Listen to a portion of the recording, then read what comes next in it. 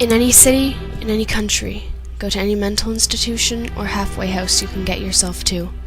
When you reach the front desk, ask with no hesitation to visit someone who calls himself the Holder of Darkness. The worker will mock you, but you have to stay as calm as possible. Keep asking him until he stops denying and withdraws from his counter to guide you through the corridors. As his behavior changes radically, stay on guard. For if you start hearing one single tiny sinister hiss, you should turn around and flee as far as you can, covering your ears because the time was bad. If you do not escape in time, the faint sound will turn into a dreadful growling that will soon merge into a continuous shriek of sheer pain until madness floods you and leaves you to die in deafening agony.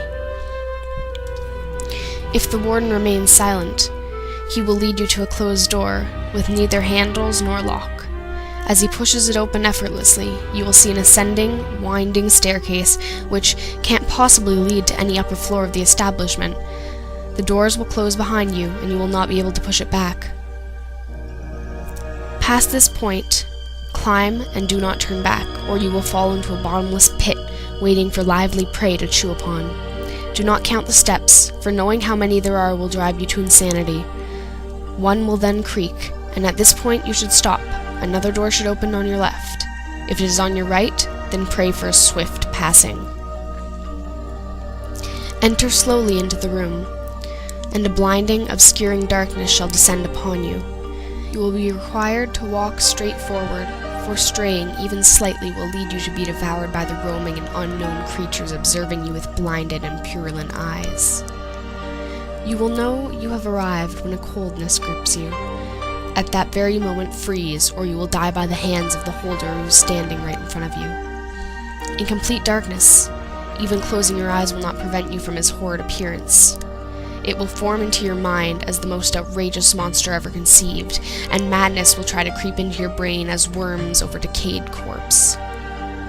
His fulminating breath and constant mumbling would be enough to make you cry, but be advised not to utter anything louder than weeping. For you might wake what must not be awakened. The only question you will be able to whisper without being torn apart will be, what do they fear? You will feel movements all around you, as shudders animate your opponents. You will hear what nameless and incurable diseases will strike the world if they were to be frightened, the countless terrors their own fright will unleash on those with a weaker mind than theirs. Amidst the atrocious enumeration of endless sores the world will suffer, you might hear the simplest, almost ridiculous, yet implacable certain truth they all fear. Do not move again. When your head is about to implode, it will stop. If you are still able to move, you will find a door right in front of you which leads outside of the ward.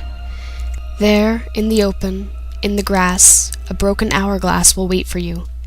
You are free to pick it up. It is object 13 of 538. Your knowledge of their fears is up to you to share, but you may not want to use it as a weapon against them.